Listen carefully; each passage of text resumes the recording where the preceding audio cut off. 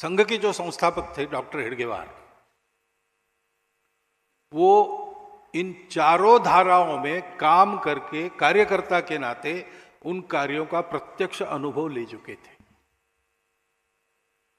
Doctor Hedgewar के जीवन में दूसरा उद्देश्य नहीं था, उनको देश का ही काम करना था, क्योंकि जन्मजात देशभक्त थे। चौथी प्राइमरी स्कूल में, चौथी के क्लास में विक्टोरिया रानी का राज्यारोहण समारंभ हुआ तो अंग्रेजों का साम्राज्य जहां जहां था, भारत में भी था, सर्वत्र हुआ, सरकारी संस्थानों में, स्कूलों में भी हुआ, इनके भी प्राइमरी स्कूल में हुआ। और उस समय मिठाई बांटी गई जैसे बांटते हैं, तो इन्होंने ये मिठाई फेंक दी कचरे में। तो शिक्षकों ने पूछा क्यों फेंकी भाई, बच्चे हो, मिठाई नहीं खाते हो? तो कहा ये तो मिठाई नहीं, जहर है। हमारे राज्य को निकालकर अपना झंडा गाड़ने वाले परकीय लोगों की रानी का राज्यारोहण हमारे लिए शोक दिन है, उत्सव का दिन नहीं है। और उसके उपलक्ष्य में जो मिठाई आई है वो हमारे लिए जहर है। ये बचपन में उनकी प्रवृत्ति थी।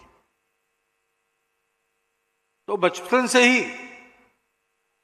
अनाथ हो गए। 11 साल की आयु में उनके माता और पिता दोनों एक ही दिन 1 घंटे के अंतर में मर गए। प्लेग चल रहा था नागपुर में, तो बीमार रोगियों की सेवा का काम दोनों करते थे। सेवा करते करते इनको भी प्लेग हो गया। 1 दिन की बीमारी में एक ही दिन 1 घंटे के अंतर में दोनों चले गए। तो बड़ा दरिद्रता में जीवन जीना पड़ा। लेकिन प्रवृत्ति ऐसी होने के कारण स्वाभिमान पूर्वक अपना जीवन जीते हुए पहले 10वें क्लास में अपना स्थान उन्होंने कायम रखा और देश के लिए जो चल रहा था उन सब बातों में वो सक्रिय रहते थे। नागपुर में वंदे मातरम आंदोलन का नागपुर के विद्यालयों में संगठन उन्होंने किया।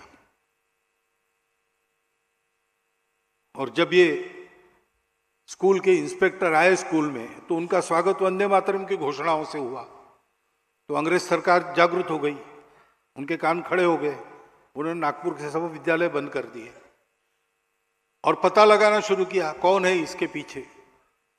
नागपुर के उस समय के नामवर बड़े नेता जो थे वो तो थे ही पीछे से, परंतु जिनके हाथों ये काम हुआ वो डॉक्टर हेडगेवार और उनकी एक टोली थी। लेकिन उसका पता नहीं लगा। 4 महीने तक स्कूल बंद रहे, छानबीन चलती रही, पता कुछ नहीं लगा। तो फिर एक नॉमिनल अपॉलॉजी के साथ विद्यालय शुरू करना, ऐसा शुरू हुआ कि बच्चे आएंगे, गेट पर हेडमास्टर खड़े रहेंगे, अंदर आते हुए प्रत्येक बच्चे को पूछेंगे गलती हुई ना, मुंडी हिलाना, मुंडी हिलाया तो प्रवेश। स्कूल शुरू हो गए। लेकिन 2 लोगों ने इतना भी करने से इनकार कर दिया। उसमें एक डॉक्टर हेडगेवार थे। स्वप्न में भी हम हमारे माता को वंदन करना, वंदे मातरम करना ये गलत है ऐसा कह नहीं सकते, तो हम माफी कैसे मांगेंगे? हम विचार ही नहीं कर सकते मुंडी हिलाने का। तो रस्टिकेट हो गए। ऐसे विद्यार्थियों के लिए उस समय राष्ट्रीय विद्यालय रहते थे, वहां पर उन्होंने प्रवेश लिया। उसको भी अंग्रेजों ने बंद कर दिया। तो निजी तौर पर परीक्षा में बैठे और फर्स्ट क्लास में पास हो गए।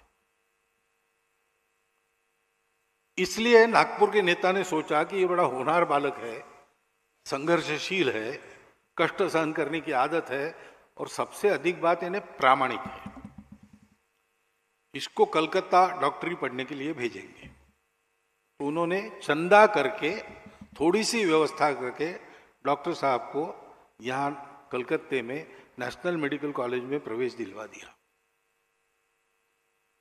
यहाँ आना और फीस वीस का प्रबंध हो गया, खाना और रहने का प्रबंध नहीं था। तो उधर के 2 विद्यार्थी यहाँ एक लॉज में रहते थे, उनके पलंगों के बीच में अपनी पट्टी बिछाकर वो सोते थे। और भोजन का टिफिन 3-4 लोगों का आता था, उसमें इनका भी भोजन निकल जाता था। ऐसे कुछ दिन करना पड़ा उन्हें। परंतु भेजा इसलिए नहीं था कि केवल डॉक्टर बनेंगे, भेजा इसलिए, डॉक्टरी तो बहाना था। यहां अनुशीलन समिति थी उस समय, क्रांति कार्य का सारा समन्वय अनुशीलन समिति से के द्वारा होता था।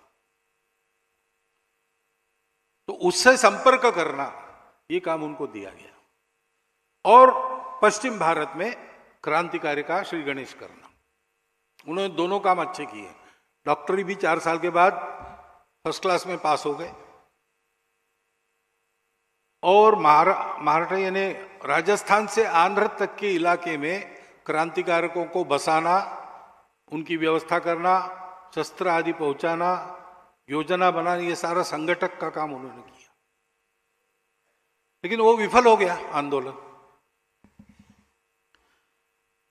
आंदोलन विफल हो गया तो डॉक्टरी पढ़ने के बाद उन्होंने प्रतिज्ञा ली थी अनुशीलन समिति के प्रवेश में, जो प्रतिज्ञा लेनी पड़ती थी काली माता के मूर्ति के आगे, कि इस जन्म में देश का ही विचार करूंगा, मेरा अपना करियर वगैरह सारी बातें अगले जन्म के लिए।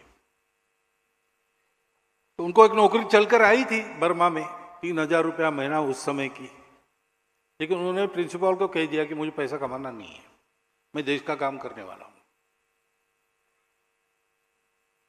नागपुर में आए तो चाचा जी ने विवाह के बारे में पूछा, उन्होंने कह दिया कि ये मेरा विचार नहीं है, मैं देश के लिए ही काम करूंगा, कठिन पथ है, कुछ भी कष्ट सहन कर सकते, मैं करूंगा, और किसी को मेरे साथ लेकर ये नहीं करूंगा, इसलिए अविवाहित रहना है।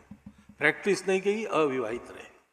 और असहयोग आंदोलन चल रहा था, उसमें गांव-गांव गए, भाषण दिए, जागृति की, तो उन पर राजद्रोह का अभियोग चला, सेडिशन। उसमें आंदोलन में बहुत लोगों पर अभियोग चलते थे, लेकिन तय ये था कि सजा भुगतना, बस डिफेंस नहीं देना कोर्ट में। लेकिन इन्होंने कहा कि मैं डिफेंस देता हूं क्योंकि और एक भाषण मेरा होगा, और उस समय जनता और पत्रकार भी रहते थे कोर्ट में, तो मुझे प्रचार का और एक मौका मिलेगा। तो उनका भाषण जो डिफेंस का था, उन्होंने शुरू यहां से किया कि न्यायाधीश साहब मुझे ये बताओ कि किस कानून के तहत अंग्रेज लोग यहां आकर भारत पर राज्य कर रहे हैं। स्वतंत्रता तो प्रत्येक मनुष्य का जन्मसिद्ध अधिकार है, ये सारी दुनिया मानती है। तो कोई कानून है क्या अंग्रेज हम पर राज कर रहे? नहीं है। और इसलिए अंग्रेजों का राज्य इल्लीगल है, आपका कोर्ट इल्लीगल है, आप भी इल्लीगल जज हो, मैं आपके अधिकार को मानता ही नहीं। मैंने यही बताया देशवासियों को कि स्वतंत्र होना हमारा अधिकार है, और स्वतंत्र कैसे होना ये मैंने उनको बताया। सर्वसम्मत कानून के आधार पर जो है वो मैंने बताया। मैंने कोई गुनाह किया नहीं, और मैंने किया गुनाह कि नहीं गुनाह उसका निर्णय आप नहीं कर सकते, क्योंकि मैं आपको मान्यता नहीं देता। तो उनको 1 साल सश्रम कारावास की सजा देते समय मैजिस्ट्रेट ने रिमार्क लिखा, ऑबिटर डिक्टा कहते हैं ना, ऐसा लिखा कि इनके जिन भाषणों के कारण इन पर आरोप लगा है, उससे इनका डिफेंस का भाषण ज्यादा सेडिशियस है। ऐसे वो थे।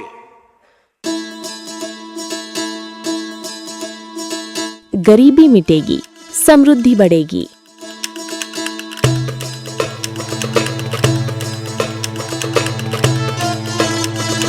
यही संकल्प है प्रधानमंत्री नरेंद्र मोदी जी और मुख्यमंत्री मोहन यादव का। गरीब कल्याण मिशन से मध्य प्रदेश ने उठाया है ऐतिहासिक कदम। संबल 2.0 के तहत 1.75 करोड़ श्रमिकों का पंजीयन और गिग वर्कर्स भी अब लाभान्वित। हजारों श्रमिक परिवारों को 224 करोड़ का भुगतान। 39 लाख लोगों को मिला भू अधिकार पत्र, देश में प्रथम स्थान। 8 लाख छोटे व्यापारियों को मिला ऋण सहयोग।